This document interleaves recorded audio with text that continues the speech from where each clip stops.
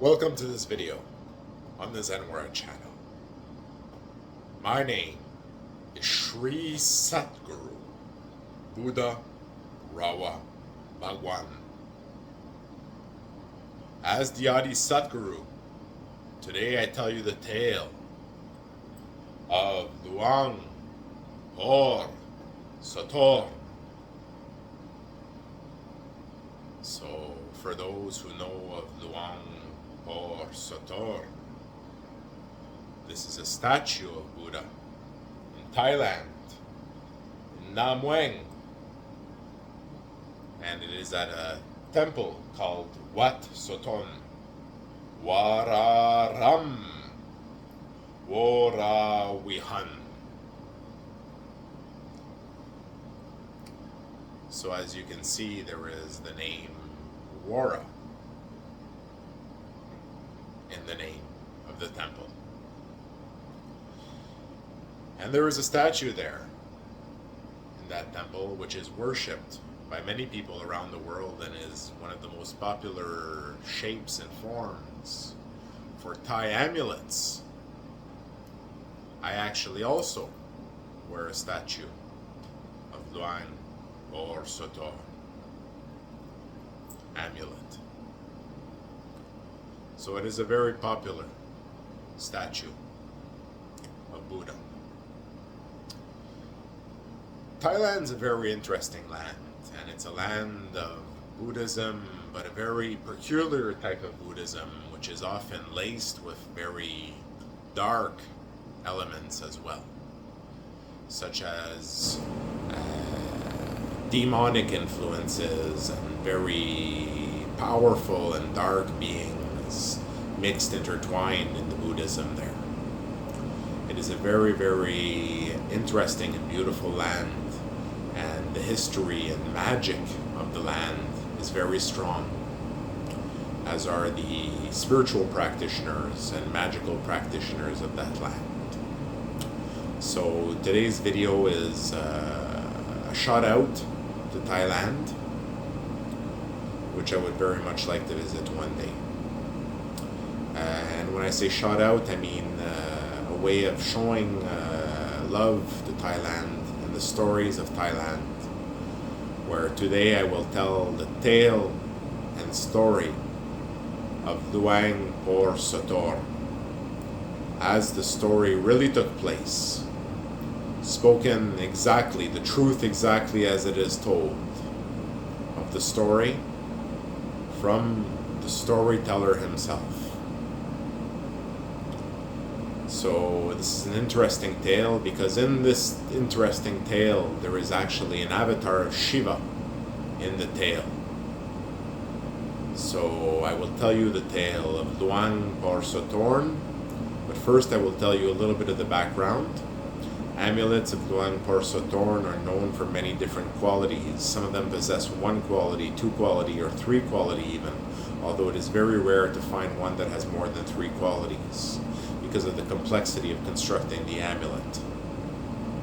And these are properties that work effectively, depending on the power of the initiation put and force put within the amulet by the level of the practitioner creating the amulet, or the multitude of practitioners creating the amulet. This determines the strength of the amulet. Essentially, the strength of the practitioner making the amulet determines the strength of the amulet. And the intent of the practitioner determines what the amulet is good for. There are legendary amulets that fill the 5 categories which are attributed to the amulet. Some of these categories include the ability to bring towards you, right, and do different things to increase your wealth, to increase your spiritual wealth, to increase your happiness, to increase the ease you have in life, all types of different things which fall under 5 main categories, and you can research this if you're interested. And why do they fall in these categories, these amulets? Because these stories behind the amulet, which are the vidyas, the views of the stories, right, the knowledge, the true taking place of the story, find and have these abilities within the story. So from the story of the amulet and the shape of the amulet, the deity of the amulet comes the powers that can come to the amulet, from the understanding of these abilities from the practitioners of those stories. So the amulets can do different things. And it is said that if you pray to Buddha Sothorn, your wishes will come true. And people often go for success in business, for prosperity, for ease of life, as a shortcut to life.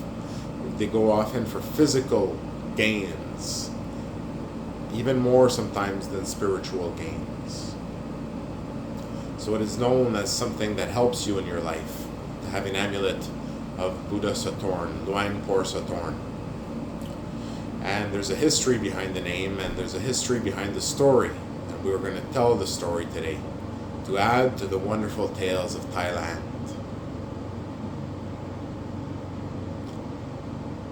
Once upon a time, there were 3 brother demons. They were men who had become demons. And they wandered the land until they fell on a settlement of humans. There, they haunted the human settlement and brought calamity and misfortune to the settlement.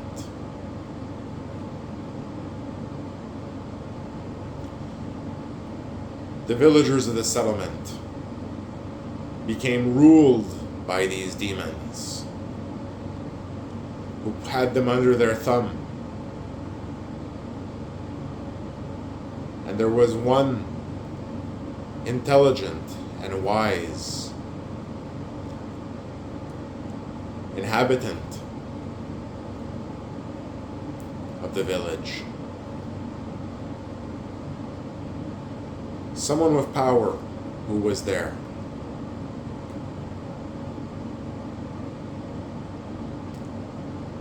And what they did is they built, they constructed, they crafted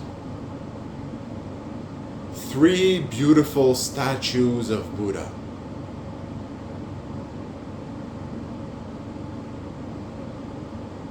The most beautiful statues in all of the land. And they brought them to the side of the river. And they offered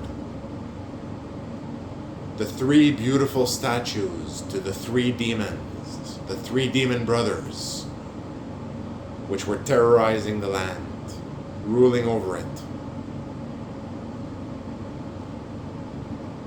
And when they offered the 3 statues, the demons were very happy, for they were the most beautiful statues in all the land. And each demon had his own statue, his own, the most beautiful in the land, a throne for the demon. 3 thrones. And the demons are corrupt. And a throne of the Buddha, what greater gift for a demon?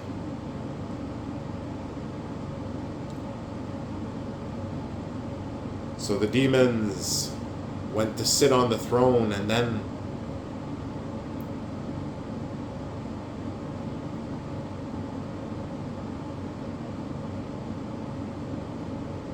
it's been a long time, so let me remember.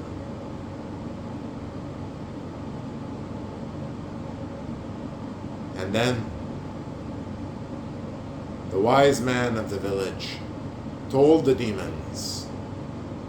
The villagers were regrouped on the beach, on the side of the river. And he said, not only can you ride on it, but you can even enter it and ride within it, and we can carry you in the image of the Buddha wherever you go.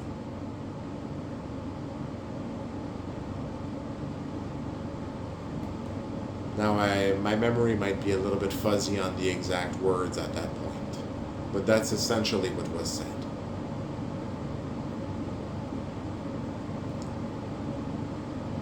And the three demons cherished the idea of taking the form of the Buddha. For what greater perversion of the Dharma could there be?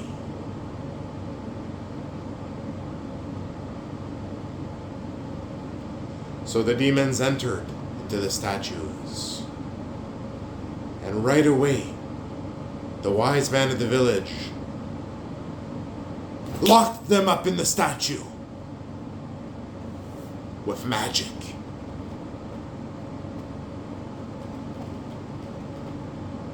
They were now imprisoned within the statues. Now the statues could not be destroyed, for that would release the demons. But what the villagers did, they could not keep those statues, so in the tradition of those ways, of those times, and of magic, they were put onto the river to float down the river.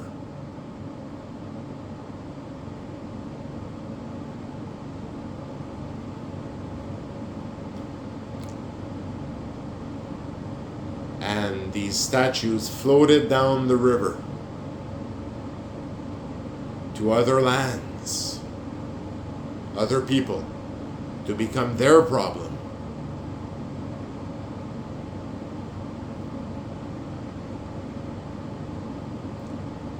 And these were the most beautiful statues of Buddha that had ever been built, ever made at that area at the time.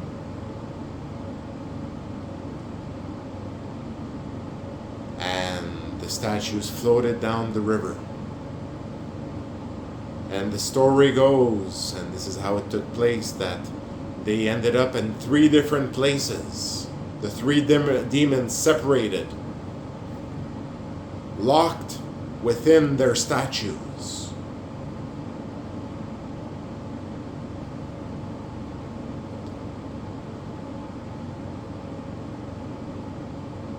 But there is one story of those 3 demons which is different.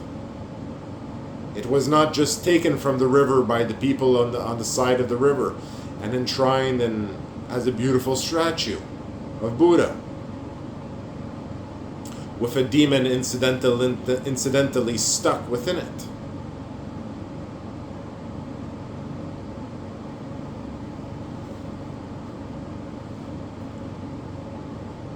I told you many demons in the stories of Thai Buddhism.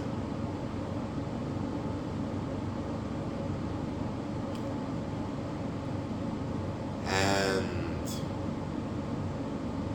one of these statues did not want to be brought to the side of the river. It refused to be pulled by everyone who tried to pull it, but it stayed in place.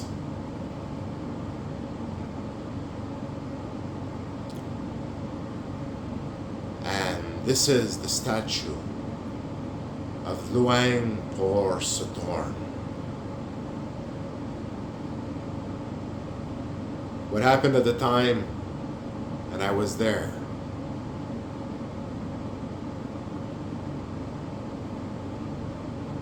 is there was a monk, a magic practitioner, who happened to be an avatar of Shiva, who happened into the village at the same time as the statue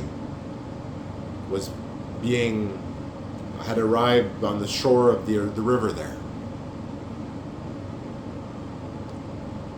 And what he did, what I did, and maybe there is even a story of a wise man who was also an avatar of Shiva who had locked them in the statue, but maybe this is just a tale. For the avatar of Shiva was very active at that time.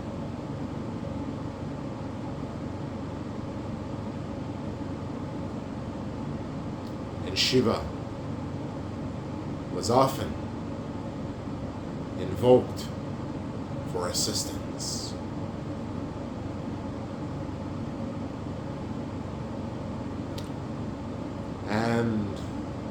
the avatar of Shiva, the monk,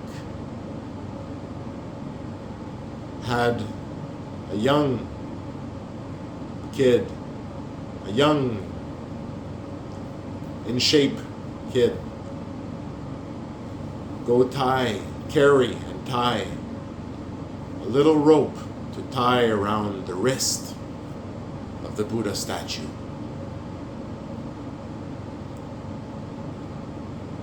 And the monk, who had great magical power, being an avatar of Shiva, communicated with the being inside the statue through the rope, communicated with its mind,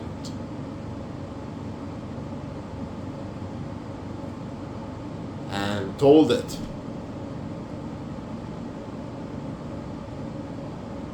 that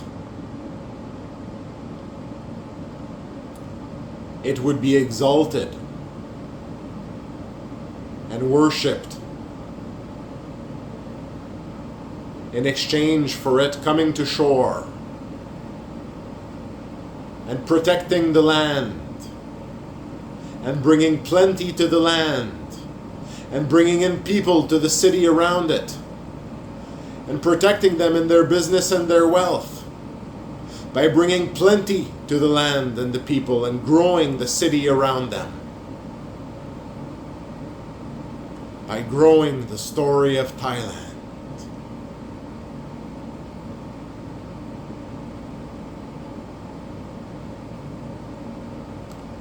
And let us not forget, this was a demon inside the statue.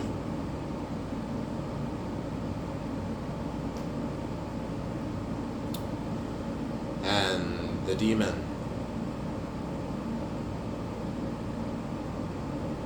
he agreed to become good. This was not only a demonstration of the power of God to touch someone's mind, to touch even a demon's mind, and turn them into someone that is good and protects the land and its people.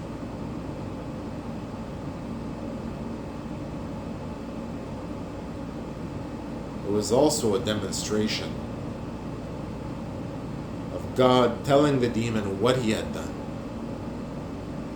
and the demon still loving God.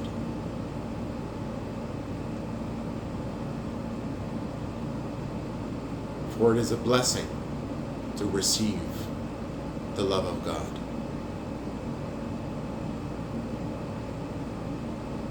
So the demon came of its own volition,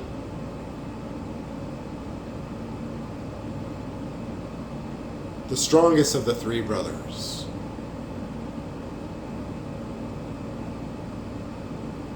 and came to the land, and around it they built a city and a temple now today.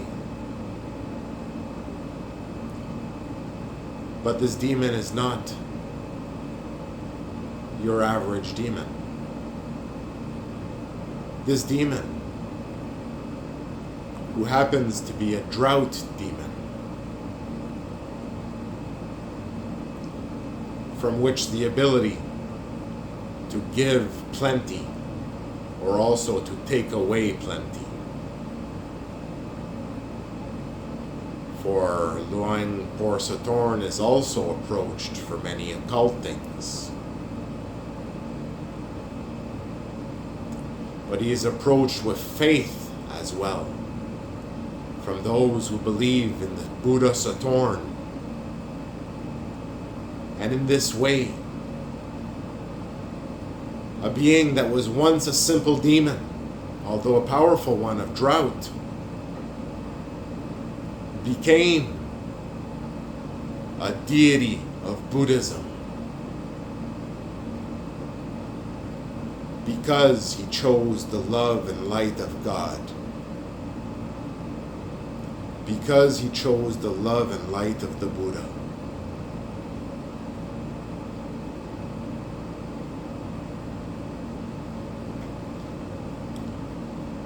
So now Luang Por Sothorn is no longer a demon of drought.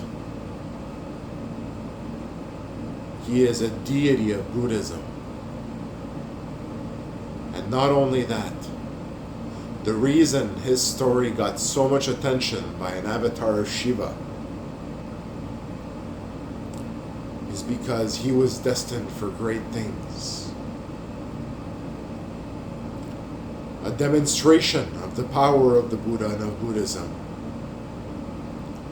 which brought a demon to the light of the Dharma. And now Buddha Sothorn is a guiding light of Thailand and of the world itself. And not only that, the reason I tell his tale so beautifully, this wonderful and beautiful being, is he is also the personal bodyguard of God. The reason he was given so much attention.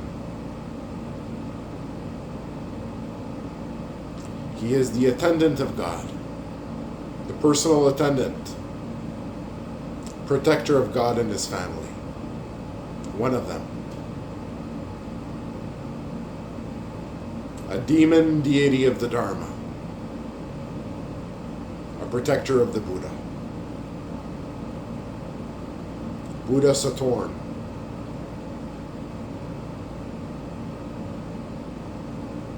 Whose powers come from plenty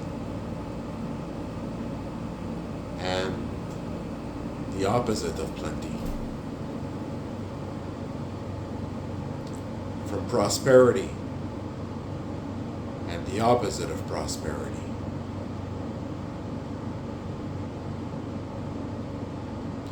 Which is a powerful thing in today's world.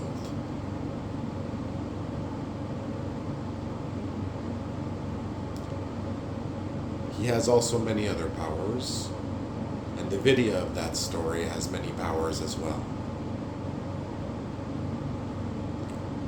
This is the story of Luang Por Sothorn, attendant to God,